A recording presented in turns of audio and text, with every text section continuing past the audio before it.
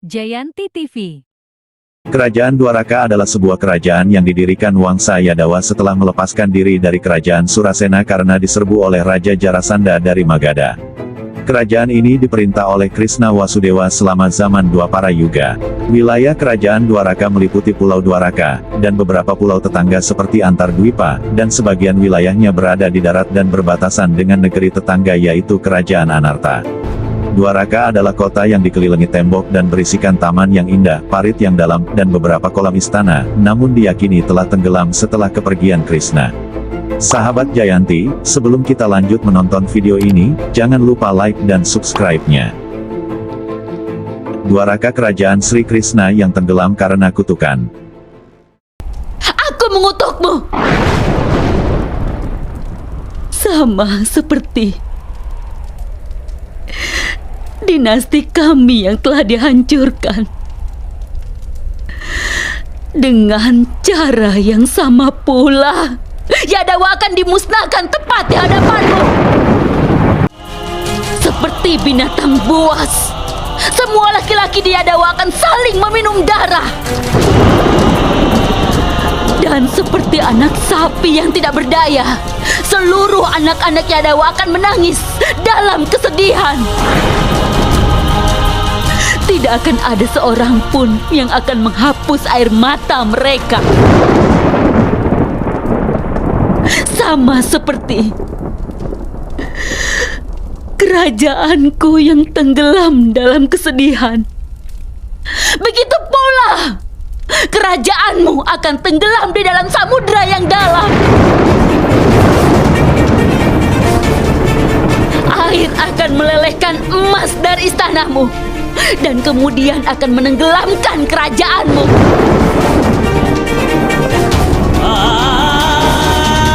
Dan kau akan mengembara di hutan dan dilumpuhkan usia dan tidak bersenjata, hingga akhirnya kau akan dipanah oleh seorang pemburu. Sri Krishna membunuh Kamsa dan menobatkan Ugrasena menjadi Raja Mathura. Hal ini membuat marah mertua Kamsa, Jarasandha Raja Magadha bersama dengan temannya Kalayavana menyerang Mathura 17 kali. Untuk keselamatan bangsanya, Yadava, Krishna memutuskan untuk memindahkan ibu kota dari Mathura ke Dwaraka. Sri Krishna dan kaumnya, Yadava meninggalkan Mathura dan tiba di pantai Saurashtra.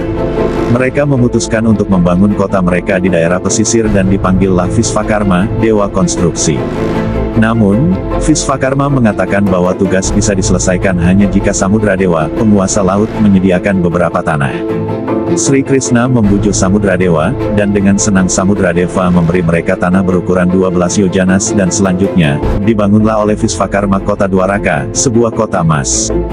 Dalam Mausalaparwa mengisahkan musnahnya para Wresni, Andaka dan Yadawa, sebuah kaum di Mathura Dwaraka atau Dwarawati, tempat Sri Krishna memerintah.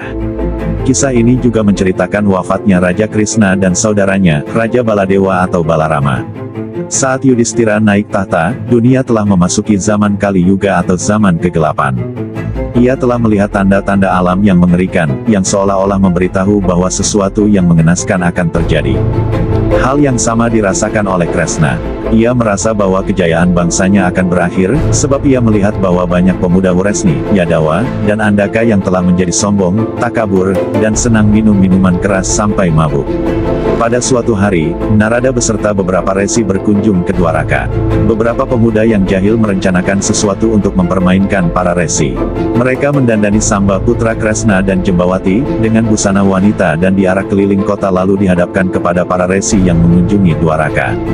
Kemudian salah satu dari mereka berkata, orang ini adalah permaisuri Sang Babru yang terkenal dengan kesaktiannya.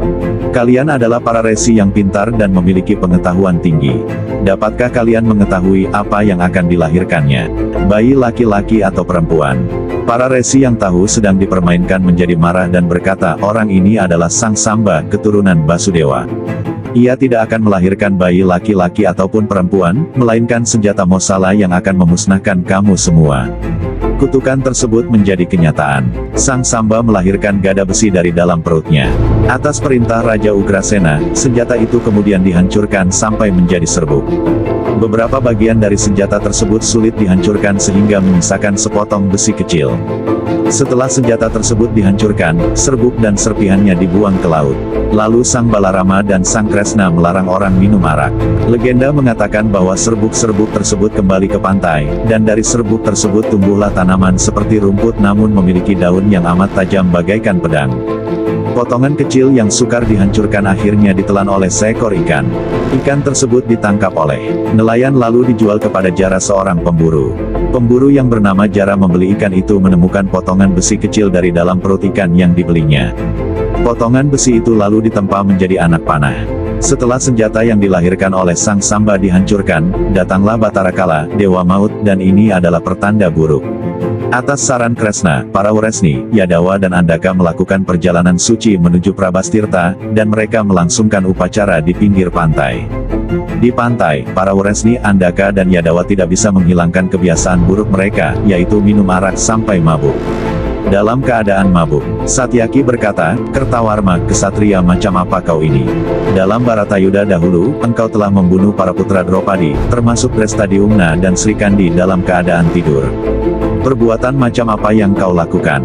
Ucapan tersebut disambut oleh tepuk tangan dari Pradyumna, yang artinya bahwa ia mendukung pendapat Satyaki.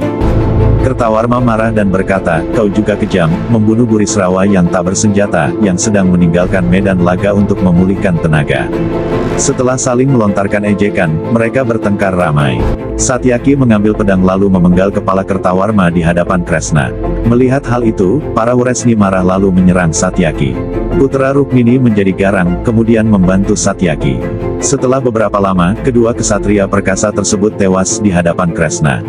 Kemudian setiap orang berkelahi satu sama lain, dengan menggunakan apapun sebagai senjata termasuk tanaman eruka yang tumbuh di sekitar tempat tersebut.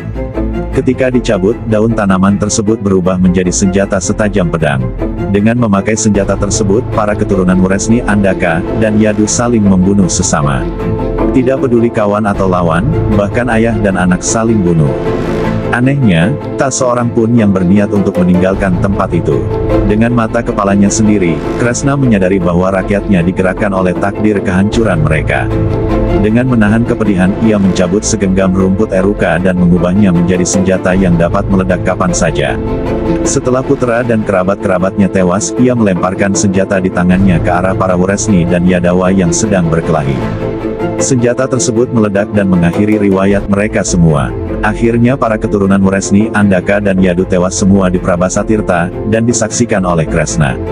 Hanya para wanita dan beberapa kesatria yang masih hidup, seperti misalnya Babru dan Bajra.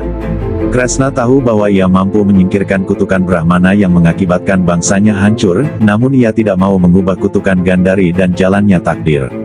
Setelah menyaksikan kehancuran bangsa Wresni, Yadawa, dan Andaka dengan mata kepalanya sendiri, Kresna menyusul Balarama yang sedang bertapa di dalam hutan. Babru disuruh untuk melindungi para wanita yang masih hidup sedangkan Daruka disuruh untuk memberitahu berita kehancuran rakyat Kresna ke hadapan Raja Yudhistira di Hastinapura.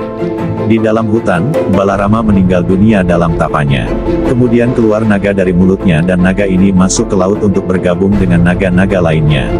Setelah menyaksikan kepergian kakaknya, Kresna mengenang segala peristiwa yang menimpa bangsanya. Pada saat ia berbaring di bawah pohon, seorang pemburu bernama Jara, secara tidak sengaja, membunuhnya dengan anak panah dari sepotong besi yang berasal dari senjata Mosala di dalam ikan yang telah dihancurkan. Ketika sadar bahwa yang ia panah bukanlah seekor rusa, Jara meminta maaf kepada Kresna. Kresna tersenyum dan berkata, "Apapun yang akan terjadi sudah terjadi.